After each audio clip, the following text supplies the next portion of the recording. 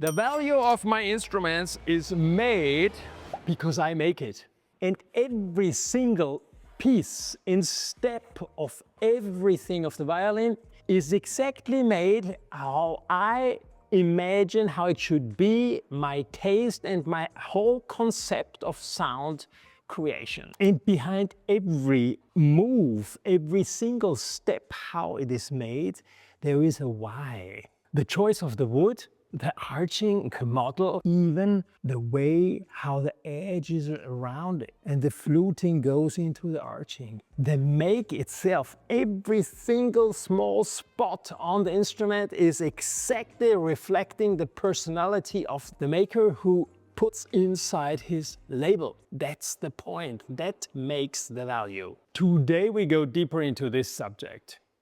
Hello back again. This is Edgar from Cremona, Italy, and Cremona and Edgar from Italy. This is the point. Edgar, there's only one Edgar in Cremona, and even if there's another one, he will have a different name, or they would say Edgar 1, Edgar 2, Edgar 3. And if it's Bruno Donà from Padova, it's Bruno Donà, and if it's Mina Mazzolari, it's Mina Mazzolari. But there is a specific person behind a master violin. And that's the point. For my Chinese friends, after I was in the Shanghai Music Fair this year, we opened my new account on Chinese social media, Red Note. It's fun because you start from zero and there is no shortcut. You have to publish and you put in things you have and you see how they react and they follow me, and it's fun. And indeed, there was already the first one who wrote me a message there, and then we asked him to send us the pictures of the instruments by mail because he wanted to know if his violin, he's playing already since 2010, 2011 on this Edgar Russ violin, and he wants to know a little bit more about this violin. Always interesting. Why didn't he ask me before? But you know, this is, you know, another issue. But then I arrived the email and you know, you get mails and then people think they have Stradivarius and you look inside and this is a German factory instrument or whatever. In this case, it was an Edgar Russ, at least I thought so. And I looked at the pictures and right away I understood it's not my violin. For somebody who is not in this trade, you look at the scroll and it's always this boring scroll, and why don't they finally do something different? For us in violin making, every scroll is different because the scroll captures all the tools, all the movements, all the steps of making it, and it's very difficult to make it different than how you do it. It's like your handwriting. So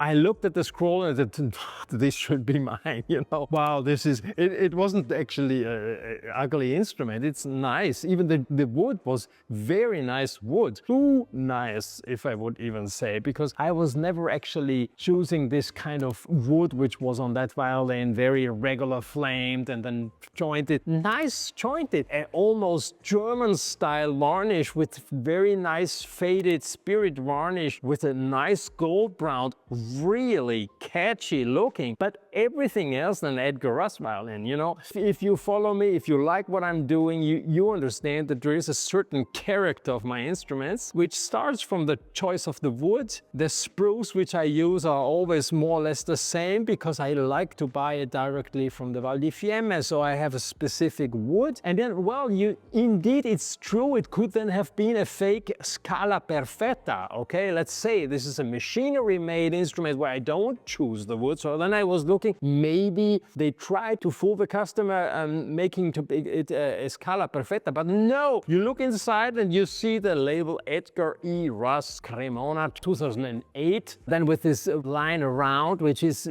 not the same, but then if you look closer, you can see that they attached it over another one, so this is a no-go. Just use your mind. If you see attached on another one, it would be like taking a BMW and put the star of the Mercedes on top of it and then say I drive a Mercedes, or maybe it's even a Fiat with a Mercedes or a Rolls-Royce on top of a Skoda. Nothing against the Skoda and nothing against that violin. Somebody made it, created it. It looked to me a little bit machinery made, very clean, proper instrument, and it seems that the instrument sounded also good. Now, the next question actually I should make to this customer is, how much did you pay? But this is like, this really hurts then those people when they discover how much they paid it and how much they got fooled, you know? And this is just the hurting point. Years ago in Korea, people wanted to spend a lot for instruments and they paid like 80,000 for stuff like this. And it's worth maybe, yeah, 1,000, 1,200, 3,000, maybe.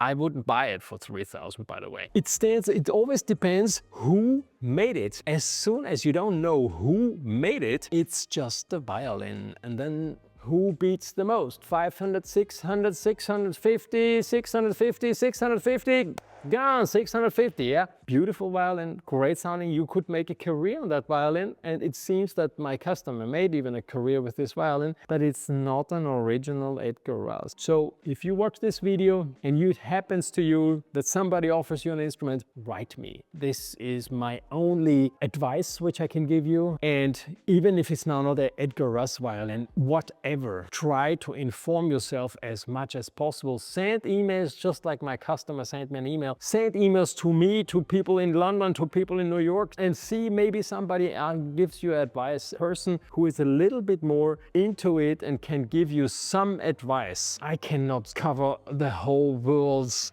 desire for owning a nice instrument. I cannot sell all the violins. I would love to. I would even need for now, for new workshop, we still need to sell a lot here. But before you buy, you have to know what it is, yeah? Every instrument you get from our workshop, you know exactly where it has been made, who made it, how it has been made, and you get a certificate of what kind of instrument it is. I have different levels of instruments, and the Scala Perfetta remains a Scala Perfetta. A Linea Macchia is already here made by all of us, and our master instruments are made singular instruments made by singular violin makers here in my workshop. And this is the point, and this is just here in my workshop, and that should be all over the world. And if you don't know who made it, it's just a violin. Of course, if you go on violincellomaker.com, you see all the instruments we have ready at the moment and the ones which have been sold already. For every price range, we have something for you. Last point I have to point out, why did they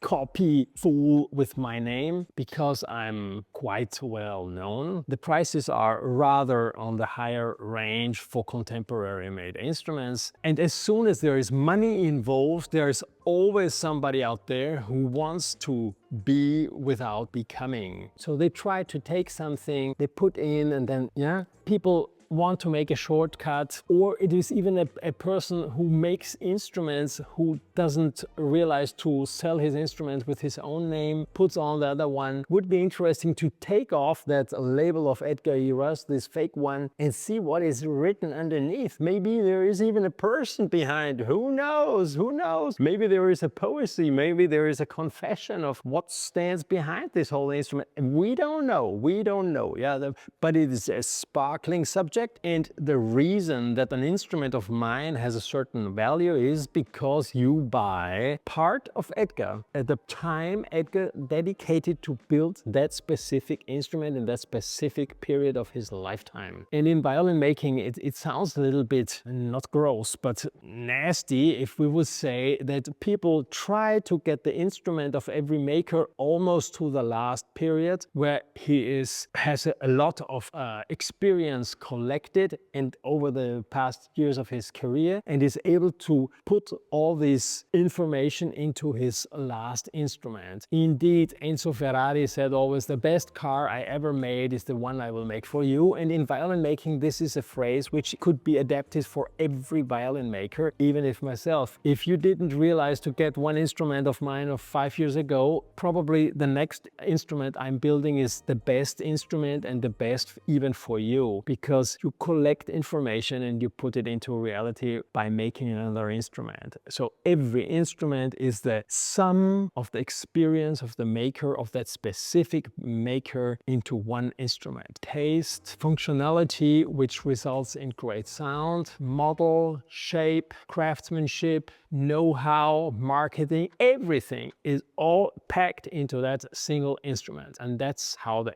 real value of an instrument is composed made, assembled. Yeah, very interesting subject. You pay, the name is true, but you pay also for the part of the life of that specific person. You buy human time. And this is why instruments, master instruments in a certain level have these high values. Yeah, hope you enjoyed this and you have already subscribed to my channel, because without being subscribed to my channel, we couldn't go ahead making these great fancy videos for you. Hope you enjoyed even this one. See you next time. And if you happen to have a Edgar Russ, send me the pictures. I'm always happy to look at them and then I can confirm you this is one of mine. See you next time. Ciao, ciao.